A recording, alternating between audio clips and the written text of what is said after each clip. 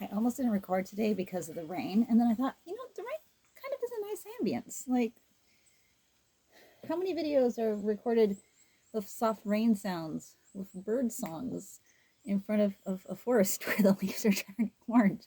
And there's a kitty here. Here, let me hold on 2 seconds. Did you hear her squawk? She was like, "Don't pick me up, Mom. I don't wish this." But she must be shown to the public to appreciate her cuteness. This is Vivian. Anyway, okay, you may go.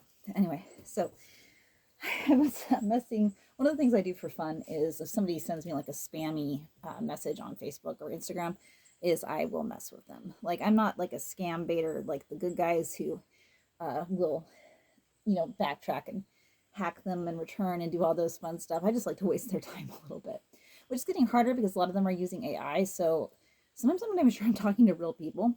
But I got this one that was super in a loop about sending me, trying to sell me his service where he will optimize my YouTube channel to get more views. And I'm like, dude, if he said, I saw your YouTube videos and I have some ideas for how to optimize. I'm like, if you really saw my YouTube videos, you would have no delusions that I am intending to optimize this baby. This baby is de-optimized. And I was messing with him. I told him that I was basically pretending I was going to curse him at some point, I think, because I am the weird things in the woods, and if you mess with the weird thing in the woods, you might get cursed. So just a warning. But that got me thinking about optimization, which is not something I do ever. I'm kind of anti-optimization. We're all trying to do things the best way possible in this world. Like, there's so much information. Like, if you really want to optimize something, like all these ideas about how to optimize something, what if I don't want to? It's like I would rather do, and I think that people are saying, well, don't you want to do things the best way possible? No, I want to do the way that I enjoy doing them and have fun with it. Um, and I tend to be somebody who gets to be an accidental expert because I do things, and I don't mean accidental expert like that I'm really an expert, but people think I'm an expert. I'm doing a, I've done, I think, I'm coming up on 4 Kickstarters. This will be my 4th Kickstarter. I'm starting one November 1st, which will run through November 30th for Bouncing Back, which is a superhero novel that me and Amber Gabrielle are putting out together as a collaboration. And she wrote it. It's in my universe. I am the publisher, producer, story consultant. But anyway, my point is I've done 4 Kickstarters. So in a couple of writers groups, people will post asking about Kickstarters, and somebody will post underneath or comment underneath, oh, ask tag Heidi Burke. And it's like, she knows she's done a lot of Kickstarters. She's still good at it. I'm like, no, I am not good at it. I am terrible at it. I, excuse me. Another optimization thing. I am not going to edit out that cough. I don't have the slightest idea what I'm doing with Kickstarters. I throw something up there, and I do have some experience in copywriting, so I'm not bad at writing promotional copy, but I'm also not, again, I don't like optimized promotional copy. Optimized promotional copy to me reads miserable. It's not fun. It's not something I like to write. So I don't optimize. I just kind of go by the seat of my pants and just do things. And you know what? Every single one of my Kickstarters is funded. They aren't doing the crazy ones. Like, I've seen people go for like a $1,000 goal and end up with like $10,000 because they did a super good job and they, just really hammered that baby home and did everything right. And I would love to do that someday because I would love $10,000. That said, I'm never going to do that because I need $500 for this next Kickstarter. If I get $500, I'll be happy. I would love to get my stretch goals to also do audio, but that's all I need. And I'm not going to try to rewrite how I do business and how I work to get that $10,000. It's, or whatever, amount that it would be. If you can do that and if you enjoy doing it, more power to you, but it would drive me crazy. I'm a little bit ADHD, so I'll sit down to like fix my keywords on my books and I'll get like 2 done and then I'll start going crazy. It's very hard for me to do repetitive tasks like that for long terms. If I were working with an author assistant, I would have to pay them for one thing, and that would be an expense. But another is I've worked with an author assistant a couple times, and you have to basically make up to-do lists and tasks for an author assistant and I never got around to doing them. So it was kind of a waste of time for me. I'm the same way with my books. Like, there's all these things you could do to write to market or to launch a book well, like have a whole planned out book launch plan and all these like checklists you can get.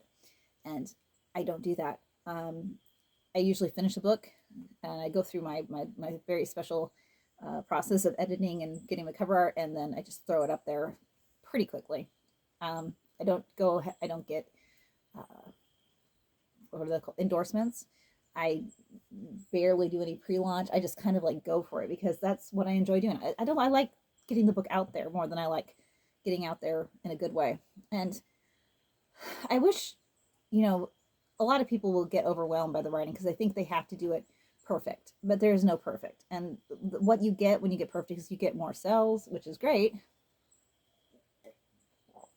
But I'm just going to do it my way. And I think that's kind of why I don't put myself out there as an expert for a lot of things, but also I'm kind of saying that, hey, if I can do this, you definitely can. And look at this. It's working for me, and I maybe, yeah, I'm not doing everything perfect, and maybe I could be making a lot more money if I was doing it perfect, but I've got the things I want. I have readers who read my books and like them, and I've got stories that I can keep telling, and I'm still making a profit. It's not as much of a profit as I would be making, but like my books pay for themselves, and my Kickstarters are funding. They get there. Okay, speaking of which, though, I've got to make a plug for this Kickstarter. It starts November 1st and goes through the November 30th. Bouncing Back is another story set in my superhero universe, written by Amber Gabriel, following the Rubber Bandit, who is trying to no longer be the Rubber Bandit. He is trying to be a superhero now.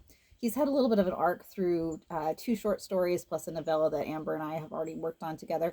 And he has decided that he's going to be a hero now and do the right thing. And so he's on a superhero team in Reno, which is a fun location to put a book. And he is struggling against his very nature, like trying to find out, can he actually stick out to be a hero? How can he learn to work with a team? Will his team ever trust him because he was a former villain? And he starts to have feelings for his team leader, who is a single mom, who's got a cute little girl who has epilepsy, and a seizure dog who is a golden doodle named Ginger, and that's very cute. There's also a scene where somebody throws a shark. There is a very creepy villain who has tarantula powers, which I'm not going to get into, but it's super creepy, but in a fun way. And it's just general story. Rubber Bandit has stretchy powers, so he's like Mr. Fantastic or Plastic Man. And he can stretch his body and like tie himself in knots, and it's hilarious, and it's a very creative power that can be used in a lot of different ways. So I think that you're going to enjoy the way that the story utilizes his powers. And yeah, he is a little bit freaky.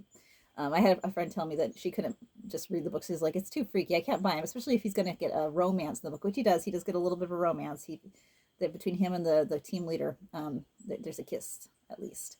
And so she was like, no, I can't buy him as a romantic lead. Like, he's not really a romantic lead. He's kind of a humorous, like, roguish, mischievous jester character who is a little bit of a class clown who happens to have a really funny power. And I don't know, I still find him very lovable. I think, but if you read the book and you are having an open mind about having somebody who can literally tie his legs and arms into knots,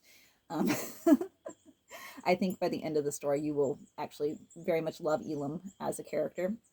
Elam Bentley, aka the former Rubber Bandit. So I'm hoping that everybody's going to get a chance to back that and enjoy it. And it was nice to hear from you. Thank you. Bye.